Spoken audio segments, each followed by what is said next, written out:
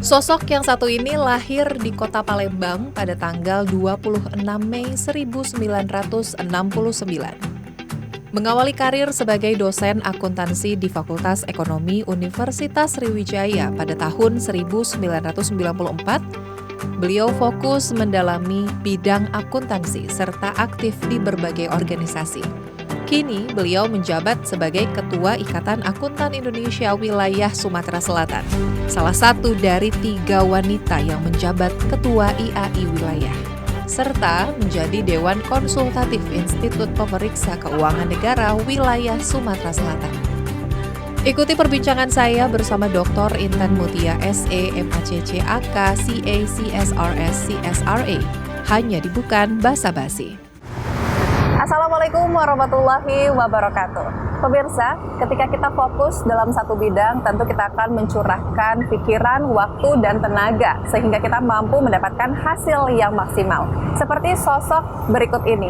Beliau adalah seorang wanita yang luar biasa, sudah fokus di bidang akuntansi selama bertahun-tahun, dan beliau ini adalah selain menjadi seorang akademisi, juga menjabat sebagai Ketua Ikatan Akuntan Indonesia Wilayah Sumatera Selatan. Ikuti perbincangan saya selengkapnya bersama Dr. Intan Mutia SE, MACC AK dalam Bukan Basa-Basi selengkapnya.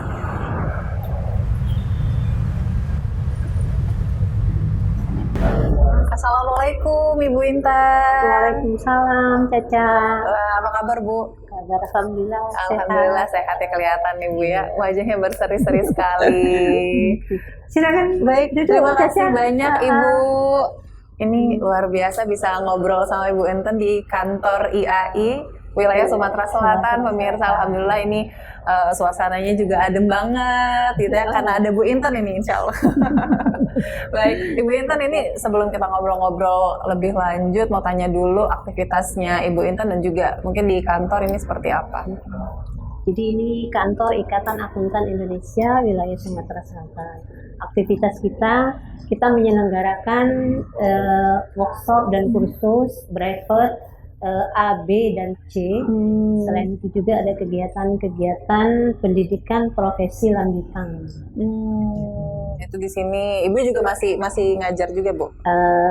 Ada yang saya ngajar, tapi ada juga teman-teman yang lain. Oh, seperti itu.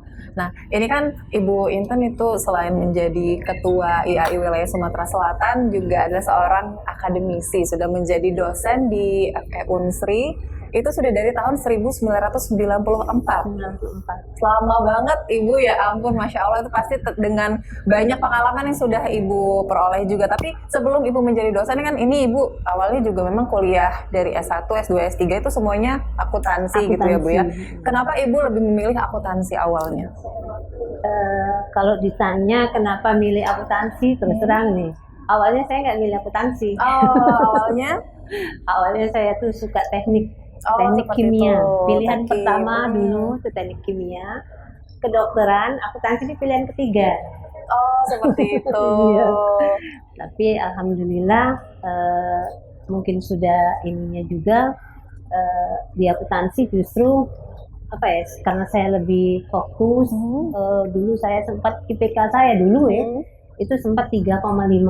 Masya Allah. Dulu. Padahal saya dulu jurusan IPA. Iya, IPA. Bukan jurusan IPS. Itu nyebrang jurusan gitu ya Bu? Iya, tapi karena udah kayaknya inilah kalau kita bilang passion sekarang ini, kalau kita bilang takdir kali ya.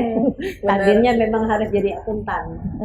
Nah, ini menarik nih Bu, berarti kan tadinya Bu Intan sebenarnya tidak terlalu minat ke akuntansi, seperti itu, tidak ada niatan untuk mendalami akuntansi gitu. Sampai akhirnya begitu terjun, ini apa yang mendorong Ibu untuk tetap atau mau untuk fokus di akuntansi ini? Oke, jadi saya itu punya prinsip gitu ya. Jadi kalau kita sudah terjun ke satu bidang, baik disengaja atau tidak seperti tadi, maka ya kita harus fokus di situ. Berarti itulah jalan yang sudah dikasih Tuhan buat kita gitu. Jangan noleh-noleh lagi tempat lain gitu.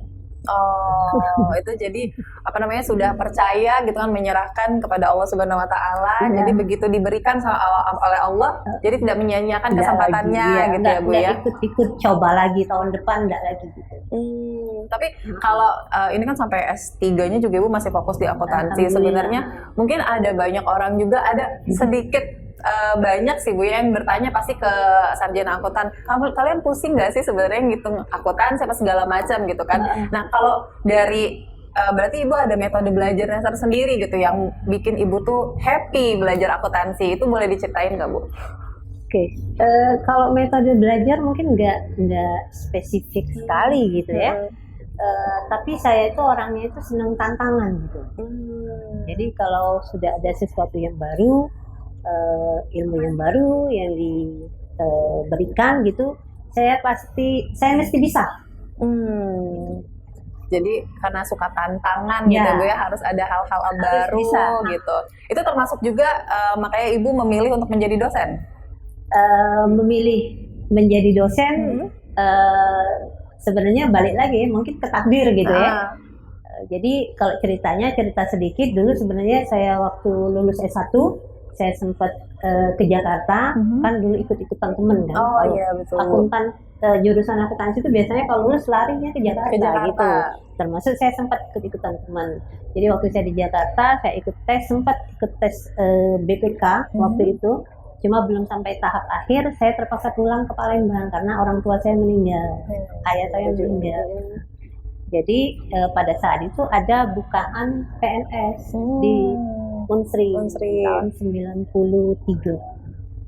Di situ langkah awalnya ibu saya nggak mau ditinggal, saya nggak boleh balik lagi ke Jakarta. Jadi kayaknya ya berkat takdir plus orang tua juga. Sehingga begitu saya mendaftar, alhamdulillah sih langsung diterima jadi PNS itu tahun 1994 kalau sekarang. Jadi apa namanya Ibu mengikhlaskan tadi ya Bu ya, Ibu berhati besar meninggalkan Jakarta meskipun sedang ikut tes di sana demi mengejar ridho orang tua seperti itu ya Bu ya. Nanti kita apa namanya banyak hal yang bisa dipelajari juga yang bisa menginspirasi gitu kan dari seorang Ibu Intan tentunya, karena memang apalagi sekarang lagi ada banyak sekali aktivitas seperti itu Ibu. Itu kalau Ibu mau kayak stamina-nya supaya tetap semangat terus, itu seperti apa Bu? Tetap semangat, tetap ceria gitu menjalani aktivitas Ibu sehari-hari. Kalau saya sih prinsipnya ya dijalani saja gitu ya. Apa yang ini kan semua kan sudah ada sudah ada tulisannya gitu.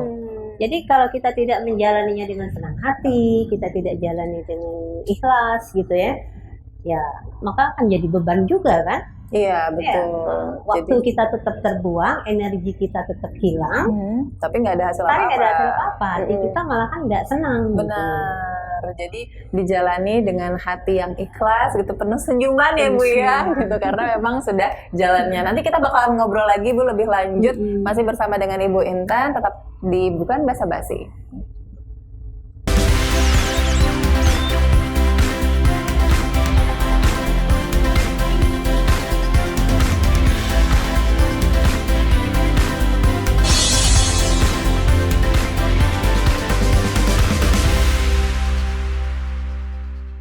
Baik, terima kasih Anda masih menyaksikan Bukan Basa-Basi bersama Dr. Intan Mutia. Tadi kita sudah ngobrol-ngobrol tentang pengalaman Ibu masa kuliahnya itu seperti apa gitu ya, sedikit banyak. Nah, kali ini kita mau ngobrol lebih lanjut juga karena memang Ibu Intan ini sudah mendalami bidang akuntansi sampai sudah memperoleh gelar CA, CSRS, CSRA. Masya Allah, boleh diceritakan Ibu sebenarnya gelar itu seperti apa? Oke, jadi sedikit tentang CA, itu adalah charter akuntan, itu adalah gelar untuk profesi akuntan. Dan semua yang berlatar belakang akuntansi itu sebenarnya bisa mendapatkan CA. Kalau kita lihat di sini ada CA, jadi mahasiswa tamat dia bisa ikut ujian, maka dia akan mempunyai gelar profesi sebagai CA. Nah kalau CSRS, gelar di belakang nama saya, dan CSRS itu adalah Certified Sustainability Reporting Specialist. Nah CSRA-nya itu assurer A-nya, beda S sama A-nya. Iya. Jadi saya mulai mendalami ini, jadi itu terkait dengan isu sustainability. Nah, mungkin Mbak Caca pernah dengar ya? Benar. Isu sustainability atau keberlanjutan, bahwa bumi ini sudah harus diperhatikan oleh semua orang, oleh semua pihak. Maka saya tertarik mengambil gelar CSRS dan CSRI. Oh baik, itu pada saat itu pengambilan gelarnya mungkin sistemnya seperti apa Bu waktu itu? Itu gelar kita ada ujian, kemudian ada review. Jadi review selama beberapa hari kita ikut pelatihan itu, dan yang melatih juga dari nasional, dari NCSR dan dari internasional. Jadi sertifikasi ini adalah sertifikasi internasional. Itu kalau waktunya seberapa lama Bu? Waktu pelatihannya itu sekitar 4 hari, 5 hari. Habis itu kita ujian, ada tugas-tugas.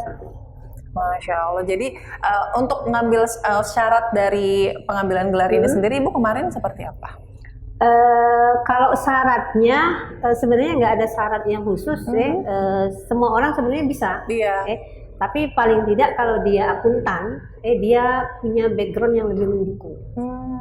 Karena nanti terkait dengan laporan. Iya, betul. Kan selama ini kita kenalnya kan laporan keuangan kan. Nah sekarang ini trennya dunia itu udah berlari ke laporan non keuangan. Laporan non keuangan sebagai laporan penunjang. Tapi sekarang udah jadi laporan utama sebenarnya. Iya. Semua perusahaan tuh udah diwajibkan membuat yang namanya laporan keberlanjutan. Dan yang bisa nyusun itu yang punya CSRS tadi. Jadi sebenarnya tidak banyak berarti ya Bu ya yang ambil gelar itu. Ambil di Indonesia masih digalakkan oleh oleh NCSR, oleh lembaganya, masih dimulai. Oh baik. Nah ini berarti sangat menarik sekali. Ibu yang awalnya itu kan tadinya hanya tidak fokus kepada akuntansi gitu. Sekarang menjadi mendalami sekali gitu. Berarti banyak sekali yang Ibu korbankan seperti baik waktu. Nah, boleh diceritakan Ibu seperti apa? Perjalanan panjang ya. Perjalanan panjang memang sampai. Jadi ketika kita sudah terjun, saya bilang tadi kalau kita sudah terjun ke satu profesi, maka kita harus fokus gitu. Dan ternyata profesi akuntan itu banyak sekali gitu peluangnya. Kalau kita mau lebih terbuka gitu ya, mau mendalami. Jadi mungkin akuntan sekarang tidak sama lagi dengan akuntan zaman tahun 70-an, tahun 80-an gitu. Sudah berbeda jauh. Apa nih Bu perbedaannya sebenarnya? Ya, perbedaannya salah satunya bahwa laporan keuangan tidak lagi menjadi satu-satunya laporan utama. Jadi ada laporan sustainability tadi, kemudian ada laporan integrated reporting. Jadi memang akuntan itu harus selalu mengupgrade diri. Nah tempatnya di mana ya di AI. Di AI. Jadi di sini jadi tempat apa ya Bu ya, bisa jadi tempat belajar juga dan lain-lain sebagainya gitu kan. Nah ini sebagai seorang akuntan juga Ibu pasti ada banyak sekali tantangan gitu kan terkait, apalagi Ibu tadi juga sudah katakan bahwa ada banyak perbedaan gitu dengan akuntansi masa kini dengan yang masa lampau seperti itu. Tantangan yang Ibu rasakan dan bagaimana cara Ibu menghadapinya gitu Bu, boleh diceritain?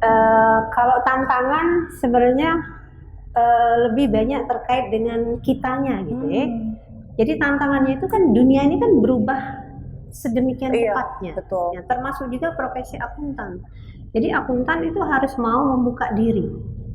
Membuka diri dan mau belajar terus. Supaya kompetensinya bisa meningkat. Jadi kan pernah ada pembicaraan bahwa pada revolusi pada masa era 4.0 itu kan salah satu profesi yang katanya bakal hilang, itu adalah akuntan. Tapi itu tidak benar. Tidak benar ya Bu. Bagi akuntan yang mau mengupgrade dirinya. Kalau yang nggak mau ya bisa saja dia pekerjaannya menjadi hilang karena terancam oleh teknologi informasi dan perkembangan zaman seperti sekarang. Jadi tantangannya itu di kita mau nggak kita berkembang gitu ya Bu ya? Membuka diri, membuka wawasan. Nah itu salah satu perkembangannya tadi dengan sertifikasi ya Bu ya, yang Ibu katakan ya Bu ya. Jadi itu menjadi syarat utama juga Bu menjadi akuntan yang profesional? Mesti ya Bu? Mesti. Dan alhamdulillah sekarang IAI wilayah Sumatera Selatan itu sudah menjadi CBE Center, Certified Based Exam. Jadi ujian sertifikasi yang dulunya harus dilakukan di Jakarta, itu bisa dilakukan di sini. Bisa dilakukan di kantor di sini. Ini salah satu ruangan yang kita sedang berada ini adalah ruang kelas yang ada atau fasilitas dari IAI itu ya Bu ya. Itu untuk ini kita kalau ngobrolin masalah kelas nih Bu, kita ngobrol sedikit. Kalau biasanya yang ngisi kelas atau yang mungkin yang belajar di sini tuh rata-rata mahasiswa atau umum juga banyak ya Bu ya? Kalau yang belajar macam-macam, karena kan IAI ini kan organisasi profesi, ya. Jadi yang namanya akuntan itu kan bukan cuma ada di kampus, ada di BPK, ada di BPKP, ada di pemerintahan, gitu, ya. Dan ada juga calon akuntan yang mau belajar. Itu tempatnya di sini. Di sini semuanya. Jadi di sini dan di lantai 3 kita punya 2 ruangan. Biasanya hari Sabtu, Minggu, bahkan yang belajar di sini juga ada mereka yang dari luar kota, dari Permumule, dari Muara Enim, itu Sabtu Minggu biasanya di sini. Kesini semua Ibu ya menjadi pusatnya di wilayah Sumatera Selatan, karena memang untuk belajar akuntansi ini harus kalau udah terjun sekali tuh sayang kalau nggak dilanjutkan ya Bu ya. Seperti itu. Baik, kita akan ngobrol lanjut lagi dengan Ibu Intan usai jeda berikut. Tetaplah bersama kami di Bukan Basa-Basi.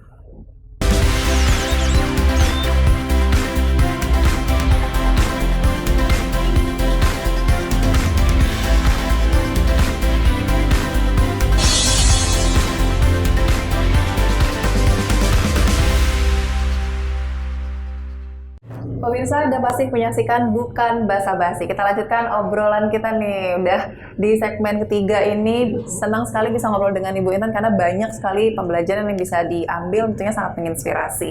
Nih, Bu Intan, tadi kan kita sudah ngobrol perihal proses Ibu dalam menjalani pembelajaran itu seperti apa, terus juga sertifikasi, dan bagaimana tantangan menjadi seorang akuntan Indonesia gitu kan Bu. Ini pasti ada tantangan lain juga sebagai Ibu, sebagai seorang wanita yang luar biasa gitu, saat ini menjabat sebagai Ketua Ikatan Akuntan Indonesia Wilayah Sumatera Selatan.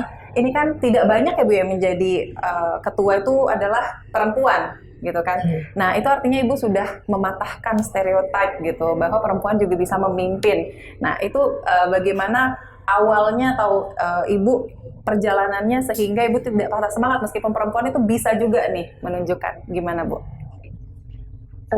Jadi IAI wilayah ini salah satu dari 34 IAI wilayah yang ada di Indonesia. Dari 34 IAI wilayah itu 3 ketuanya itu perempuan. Termasuk saya. Satu ada di Sumatera Utara, satu lagi ada di Sulawesi. Dan memang waktu pencalonan ketua IAI saya juga satu-satunya calon perempuan gitu. Dari 5 calon saya satu-satunya. Jadi memang ada kembali lagi kalau saya bilang saya itu suka tantangan gitu ya. Saya itu suka tantangan. Jadi ketika mencalonkan diri juga begitu, cuma ya tadi kata Mbak Caca kan memang ada semacam perspektif gitu ya. Orang suka menganggap bahwa yang namanya ketua, pimpinan itu kan harus laki-laki. Nah, satu-satunya cara kita adalah membuktikan gitu ya, membuktikan bahwa pada masa kita diberi amanah, kita diberi kepercayaan, kita harus lebih. Itu mungkin di satu sisi beban gitu ya, tapi buat saya itu tantangan bahwa kita harus bisa menunjukkan bahwa kita lebih baik, kita lebih berkualitas, kita lebih mampu berkompetensi daripada seandainya yang lain atau yang laki-laki tadi menjadi ketua. Itu saja sih mestinya kita bisa tunjukkan. Jadi jangan sampai karena kita perempuan terus kita merasa semua harus dilayani, jadinya kita nggak bisa mandiri, gitu kan? Sehingga orang cenderung melihat bahwa mending daripada si ibu ini, mending si bapak itu, gitu misalnya kan? Benar-benar. Jadi ketika orang tuh memberikan satu, kita kalau bisa 2 gitu ya Bu ya, gitu. Jadi harus lebih gitu menunjukkan supaya kompetensi kita juga terlihat gitu. Nah, ini kan dalam perjalanan panjang Ibu pasti namanya batu kerikil atau mungkin batu kali, bahkan nggak cuma batu kerikil aja gitu. Pasti ada banyak ujian atau mungkin apakah selama perjalanan Ibu mulus-mulus aja gitu? Bagaimana Ibu menghadapi mungkin sempat ada kegagalan dan lain-lain? Oke, jadi kalau batu kerikil, batu apa tadi? Batu kali ya Bu. Batu kali yang besar-besar itu pasti dalam setiap perjalanan kan pasti ada, nggak selalu mulus gitu ya. Tapi itu kembali lagi bagaimana kita menyikapinya, bahwa sebenarnya batu-batu tadi itu adalah apa ya, semacam alat kita, jadi jangan dianggap sebagai hambatan, justru itu peluang kita untuk menggali lagi bahwa potensi kita mampu kita, loh melompati batu-batu tadi. Benar. Dan kalau kita udah mampu melompatinya, maka sudah pasti kita akan berada pada posisi yang lebih baik. Betul, itu dijadikan apa ya, proses gitu ya Bu ya, Proses, karena itulah yang melatih kita gitu Iya, untuk menjadi betul. orang yang lebih baik, dan kita akan memperoleh potensi atau kompetensi yang lebih baik lagi gitu, lebih banyak lagi. Ini juga berkaitan dengan Ibu sebagai seorang akademisi gitu, karena Ibu sebagai seorang dosen FE Akuntansi Universitas Sriwijaya gitu. Ini pasti ada banyak sekali juga mungkin apa ya, pesan-pesan seperti itu. Ini banyak juga yang dirasakan oleh atau mungkin mahasiswa di luar sana gitu yang mengambil program akuntansi seperti itu, ketika mengalami kesulitan gitu pada saat pembelajaran. Gimana Ibu, menurut Ibu tanggapannya untuk mereka itu supaya tetap semangat dan menyikapinya? Jadi sebagai dosen gitu ya, masa pandemi ini memang benar-benar tantangan gitu ya. Benar-benar tantangan baik buat dosen maupun untuk mahasiswa. Gitu ya. Memang di satu sisi ada kemudahan-kemudahan mungkin ya, kita tidak terlalu terikat.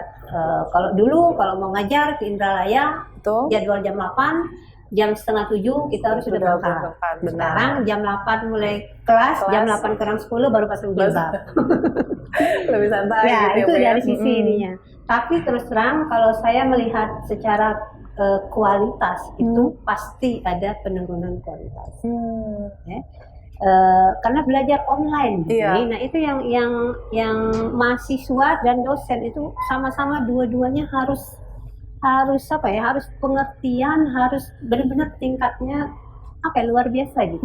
Sehingga saya selalu menekankan pada mahasiswa, kalau Anda hanya mengandalkan tatap muka lewat laptop, maka Anda mungkin cuma dapat 5% dari ilmu.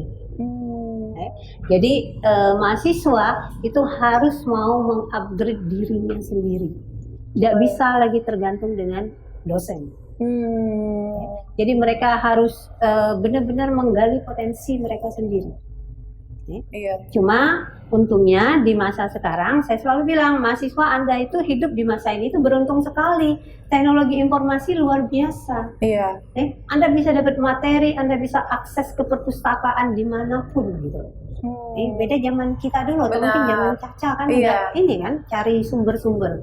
Jadi manfaatkanlah teknologi informasi. Jadi biarpun kondisinya kita sekarang lagi belajar online, sebenarnya secara kualitas itu Anda bisa meningkatkan kualitas diri Anda sendiri. Tapi itu tadi balik lagi tergantung pribadinya, tergantung kitanya seperti apa ya Bu ya, mau nggak nih untuk menerima ilmu seperti itu. Baik, terima kasih banyak Ibu Inten atas waktunya, sudah diberikan kesempatan untuk ngobrol-ngobrol. Langsung melihat manfaat. Amin, kita ngobrol di kantor Ibu gitu kan. Terima kasih, semoga perbincangan ini menginspirasi kita semua gitu, termasuk saya juga ada banyak sekali pembelajaran yang diterima. Sukses selalu Ibu Inten, semoga selalu sehat, dan insya Allah kita bisa bertemu di kesempatan selanjutnya. Dan pemirsa, terima kasih Anda telah menyaksikan Bukan Basa-Basi. Sampai jumpa di episode selanjutnya. Wassalamualaikum warahmatullahi wabarakatuh. Waalaikumsalam.